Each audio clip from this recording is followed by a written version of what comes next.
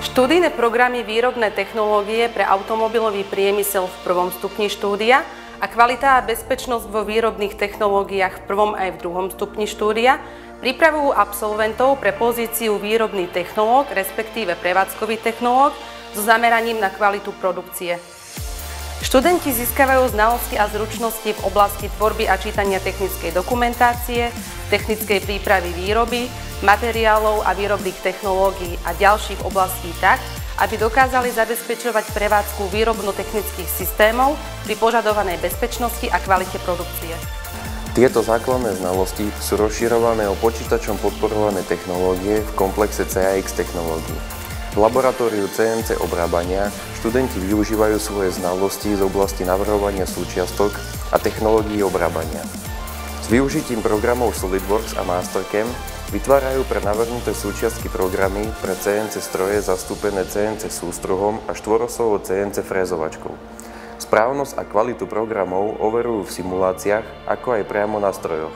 Okrem toho rozvíjajú svoju kvalifikáciu záverečnými prácami s využitím softvéru a strojov, ako aj meracích zariadení, napríklad zariadenia na meranie rezných momentov a osových síl pri vrtaní a testovaní rezných kvapalín.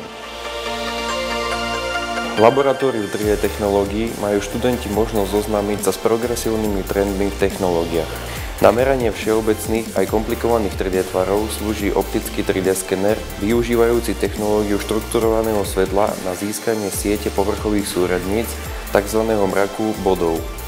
Tento je ďalej využívaný na získanie 3D geometrického modelu postupmi reverzného inžinierstva alebo na kontrolu presnosti objektu porovnaním s jeho existujúcim návrhovým 3D modelom. Ďalším zariadením, ktoré umožňuje študentom získať skúsenosti v oblasti nových trendov, je 3D tlačiareň. Využíva technológiu Fused Deposition Modeling, teda presného nanášania rozstaveného vlákna polyméru cez extruder vo vrstvách. Je to úplne odlišná prototypovacia a dnes už aj výrobná technológia založená na postupnom pridávaní materiálu, na rozdiel od konvenčnej zmeny tvaru, vlastností alebo odoberania materiálu. Pripravený model je spracovaný obslužným softvérom tak, že je rozdelený do vodorovných vrstiev, ktoré sú na znižujúcej sa platforme postupne nanášané na seba. Novou pripravovanou technológiou je virtuálna a zmiešaná realita, posúvajúca napríklad projektovanie objektov alebo prípravu špecialistov do úplne inej dimenzie. Ďalšou oblasťou, v ktorej si študenti môžu rozšíriť svoje znalosti, je oblasť zvyšovania spoľahlivosti strojov a zariadení využívaných v priemysle, ako aj na diagnostiku automobilov.